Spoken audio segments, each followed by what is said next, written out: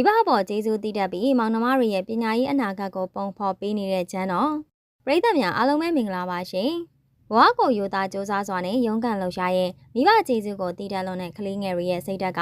တကယ်ကိုလေးစားစရာကောင်းပြီးပရိသတ်တွေရဲ့ရင်ကိုကြည်နူးစေပါတယ်အခုတစ်ခါတင်ဆက်ပေးချင်တာကတော့လူမှုကွန်ရက်ပေါ်မှာချစ်စနိုးနဲ့အားပေးမှုတွေအပြည့်အဝရရှိထားတဲ့ချမ်းတော်ရဲ့လက်တလောဘဝရည်တည်မှုအတွက်ကြောက်စိမ့်လုပ်ငန်းခွင်နဲ့ခြေစုံပြေဝင်လုံးစ조사အထောက်နေတဲ့အတွေ့အကြုံသင်များနဲ့မိသားစုအပေါ်ထားရှိတဲ့တိတက်လိမ်မာလာတဲ့ရင်ဖွင့်စကားသတင်းလေးပဲဖြစ်ပါတယ်။ကျန်းတော်ကလက်တလောသူ့ရဲ့စ조사အထောက်မှုတွေကိုမိသားစုအပေါ်ထားရှိတဲ့စေတနာကိုအခုလုံးပွင့်ပွင့်လင်းလင်းပြောပြလာပါတယ်။အခုကျောင်းပညာလေးတွေသင်ပြပါတယ်။ဒီကရတဲ့ပတ်စံတွေအကုန်လုံးအဖေကိုပဲပေးတာပါ။ကိုကပညာရေးအားနေခဲ့လို့မောင်နှမတွေကိုပညာတတ်ကြီးဖြစ်စေခြင်းနဲ့ဆိုပြီးတော့မိမိကိုယ်တိုင်ပညာမသင်ခဲ့ရပေမဲ့မောင်နှမတွေရဲ့အနာဂတ်ပညာရေးအတွက်အပင်ပန်းခံရုံးကန်ပေးနေတဲ့အမတယောက်ရဲ့စိတ်ဓာတ်ကိုထုတ်ဖော်ရင်ဖွင့်ခဲ့တာဖြစ်ပါတယ်။လက်ရှိမှာဂျန်တော်ကကြောက်စိမ့်စည်းကွက်အတွင်းမှာကြောက်အကဲဖြတ်ခြင်းကြောက်စိမ့်ဝယ်ယူခြင်းနဲ့အယောင်းဝယ်ပညာရက်တွေကိုတည်တည်ချာချာသင်ယူလေ့လာနေပြီးအလောက်ကရသမျှဝင်ငွေမှန်သမျှကိုလည်းဖခင်ဖြစ်သူထံစနစ်တကျအနံ့လုံးကျွေးနေတာဖြစ်ပါတယ်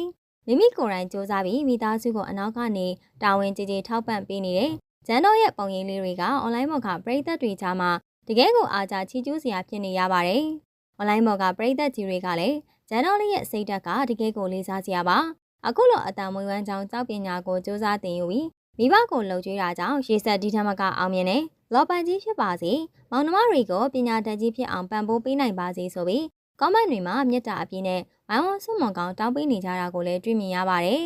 အတန်မွေးဝမ်းကြောင်းပညာရက်ကိုဇွဲရှိရှိသင်ယူရင်ရရှိလာတဲ့အမှုပညာနဲ့လုပ်ငန်းခွင်ဝင်ငွေတွေကိုမိဘထံအနံကမောင်နှမတွေကိုမြေတောင်မြောက်ပေးနေတဲ့ဂျန်တော်ရဲ့တာဝန်တည်တတ်မှုကတကယ်ကိုလှပလွန်လာပါတယ်။အခုကြည့်ရှုနေကြတဲ့ပရိသတ်ကြီးတို့အနေနဲ့ရောအခုလိုကျောက်ပညာရက်ကိုသင်ယူရင်ဖခင်ဖြစ်သူကိုလှုပ်ကြွေးကမောင်နှမတွေကိုပညာတတ်ကြီးဖြစ်စေခြင်းနဲ့လို့ပြောလာတဲ့ဂျန်တော်ရဲ့စိတ်ဓာတ်လေးအပေါ်ဘယ်လိုမျိုးမြင်မိကြလဲဆိုတာကွန်မန့်မှာအမြင်လေးတွေကိုပြောပြပေးခဲ့ကြပါအောင်ရှင်။